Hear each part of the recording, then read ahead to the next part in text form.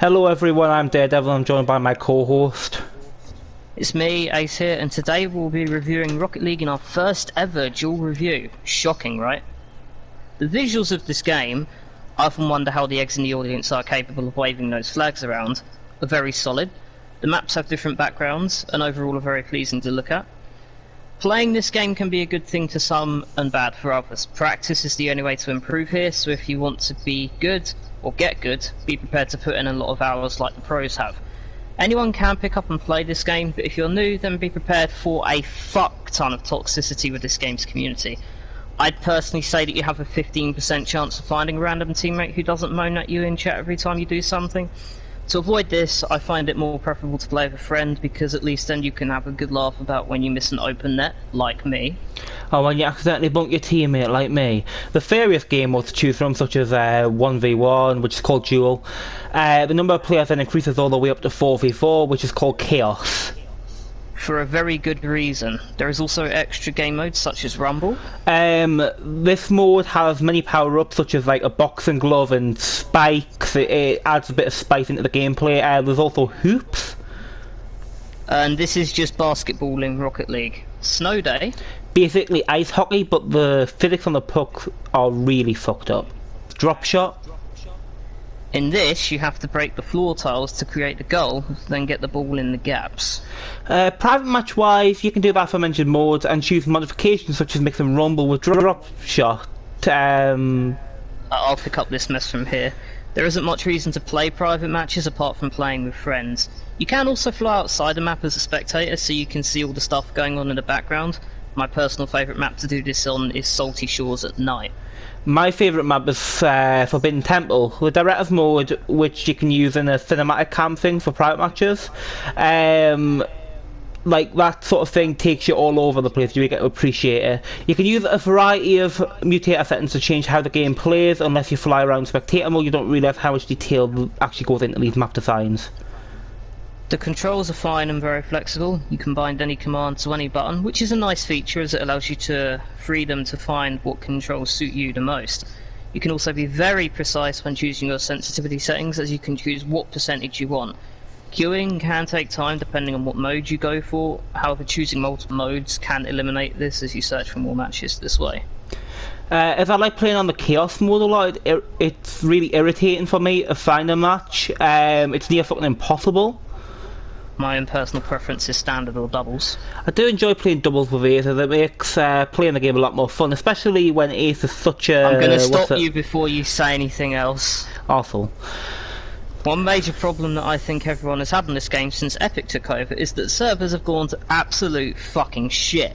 Like Lag your spikes, shut up. Lag spikes, latency, and packet loss are all too common in this game, and it makes you curse the day you picked up a controller just to play online Rocket League with friends or randoms.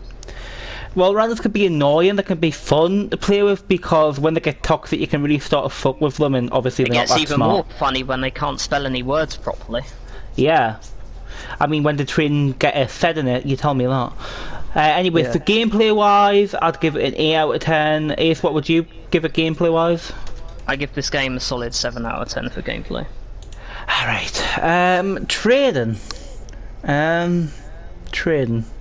So, what should I say about the trading? Fucking say something, damn it. Okay. I'll say this. Actually, you know what? Back to you, Ace. Oh, for fuck's sake, fine. The trading in this game can be horrendous for most people.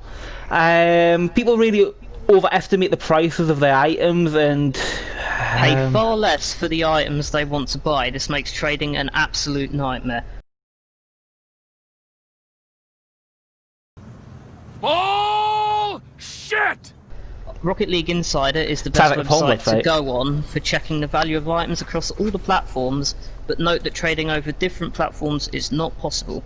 So if you're on PS4, you can only trade with other PS4 players, for example.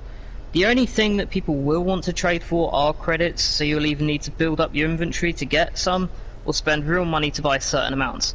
I personally don't think this is worth doing, this as the credits are insanely expensive, and if you want to get more you'd need to put a lot of your money into the game. And, you know, spending money on this game isn't really worth it. Speaking of things that aren't worth it, you should really hit that subscribe button and turn on the notification bell for future videos and great content coming from... You sad motherfucker. He does this in the game as well, after all. Who doesn't love a sellout? I mean, come on.